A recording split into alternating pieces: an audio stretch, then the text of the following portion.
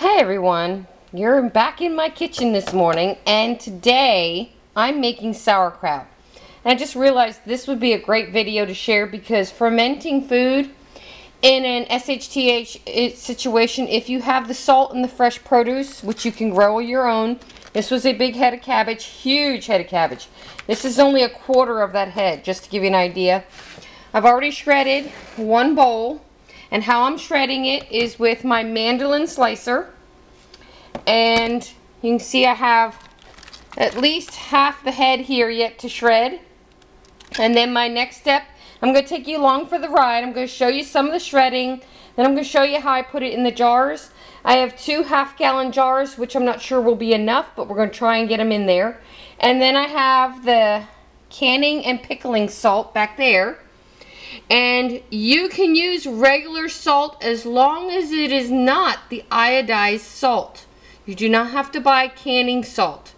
So, the key with the iodized salt is it will discolor your food. So you do not want that in your food. But for canning and preserving, you want just plain salt. And unfortunately, I've never bought plain salt other than this box, which you see right here.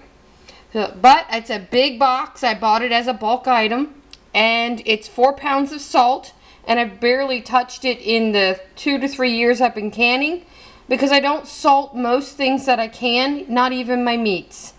You don't have to, so I don't, because we have my husband had a heart attack due to high blood pressure, so we avoid salt whenever possible.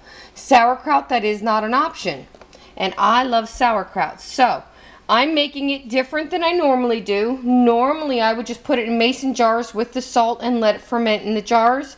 And that is a very hit or miss process. This time I'm doing things a little different. So let's get back to some shredding because I got a lot of work here to do today. Because I'm also packing to go to camp. So I'm going to show you some shredding and then I'm going to bring y'all back. Let's see, right there. I think you can see me right there. I'm being creative with my camera setup. I'm using a mason jar. I'm just going to cut these down to manageable pieces, just like that. And none of this is hard. Is it work? Sure it is, but none of it's hard work. It's just a matter of shredding and being careful you don't shred a finger while you're doing this. The results are real nice.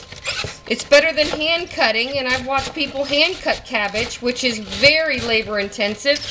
I have 2 mandolin slicers, so I do use them quite regularly when needed. You just got to be careful because the blades are razor sharp. There we go.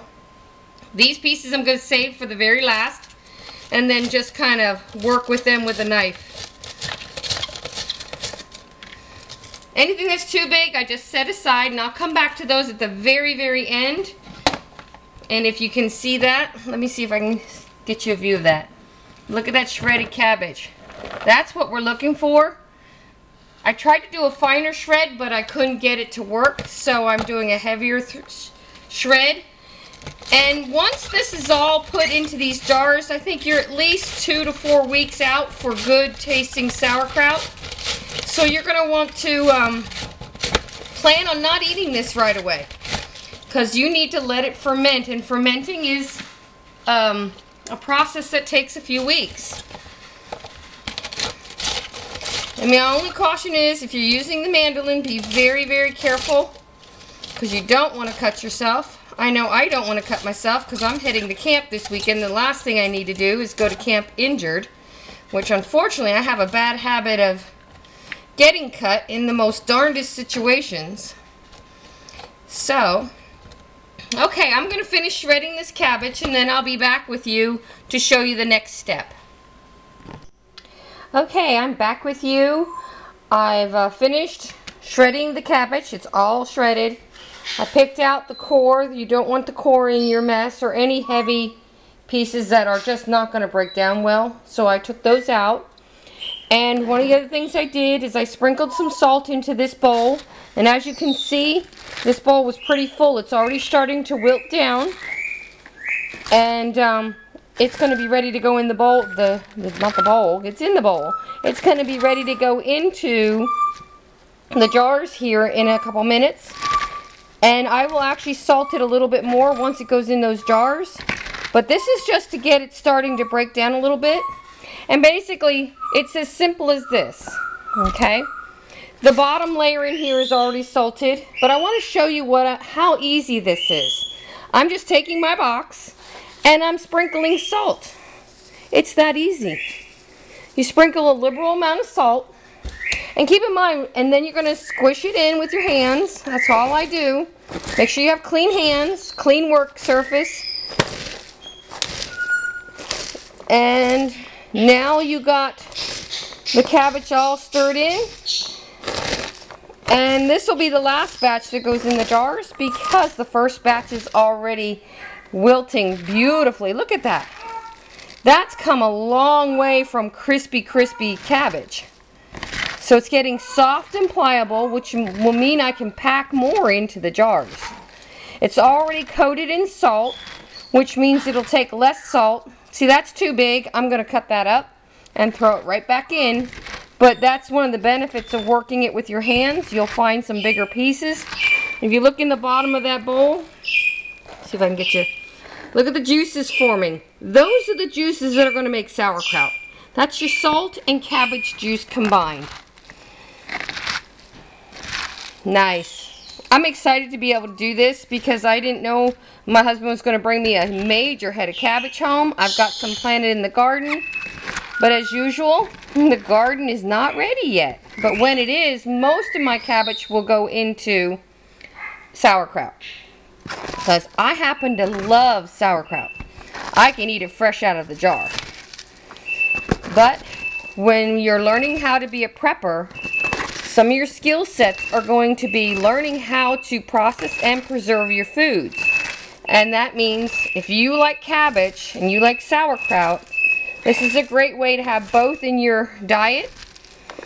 And sauerkraut, because it is a fermented food, is actually very, very good for your gut health. So if you have gut issues like any autoimmune disease, basically stems from a gut issue, which means your gut is not working right, and you're not absorbing the nutrients from your food. And a lot of the gut issues are caused by processed foods. So by eliminating your processed foods and going into non-processed foods or fresh whole foods, you can eliminate a lot of autoimmune diseases. Or at least if you can't eliminate it totally, you can control it. So I'm going to start filling jars. So I'm going to bring you with me on this. See if I can get my camera set up for you, so you can watch me fill a few jars. And I'm going to work out of this bin here. Chop this little piece up so it's done and I don't forget about it. Throw that in there. And this is my jar. So it's just a basic. I might need my canning funnel for this. Maybe not.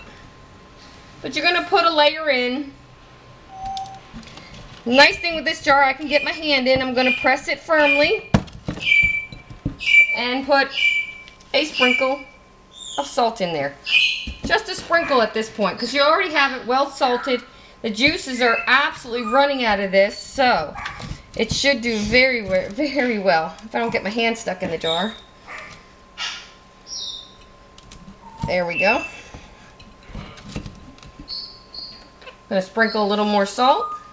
Now, this does seem like a lot of salt, but keep in mind, this is what it takes to make sauerkraut. It's a fermenting process, and the salt gets it broken down so it's nice and tender.